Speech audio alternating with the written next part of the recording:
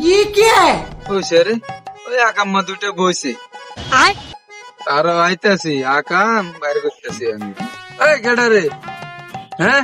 এনে মাইয়ালা আকাম করে এই মিয়া উল্টা পাল্টা কথা কন মে কেডাই না কাম করে মিয়া চোখের ভিতরে কি ফুল ফুটছে না